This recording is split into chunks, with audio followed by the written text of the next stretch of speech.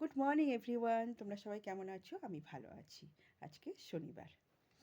আজ আমি অন্য সময় তোমাদের গুড মর্নিং জানাই, কিন্তু আজকে একেবারে দেখো সঙ্গে টিফিনটা নিয়ে বসেছি।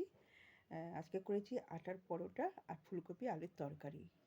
খুব তাড়াতাড়ি করতে হয়েছে কারণ মেয়ে স্কুলে গেল ও প্রজেক্ট জমা দিতে।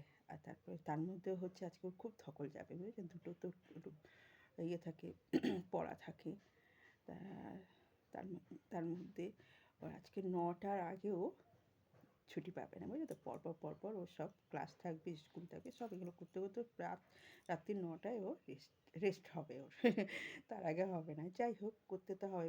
দেখো, জীবনে একটা নির্দিষ্ট জায়গায় একটা এগোতে গেলে তখন একটু কষ্ট করতে হবে। যত তুমি কষ্ট করবে শেষের দিকে তুমি তার ফল পাবে। তা সেটাই হচ্ছে, কষ্টেই হচ্ছে সব কিছু, বুঝেছ?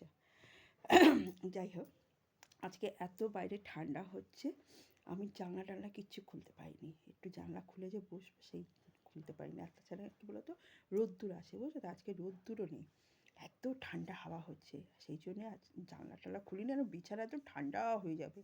মানে দুপুরবেলা আর বসা যাবে না, এত ঠান্ডা হয়ে যাবে। আর বিশেষ করে তোমরা তো দেখেইছো আমার এদিকটা মানে জঙ্গল, আর এদিকে সামনে পুকুর, তার জন্য আমার সব কিছু বন্ধ করে রাখতে হচ্ছে।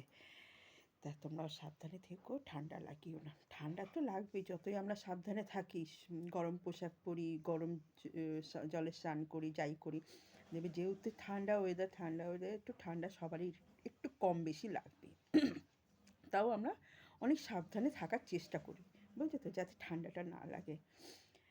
আস্তে আস্তে কী বলো তো, যখন দেখবে ঠান্ডাটা যখন শরীরে শুয়ে যাবে না, তখন আর সেই প্রবলেমটা হবে না। তা তোমরা সাবধানে থেকো, ভালো থেকো।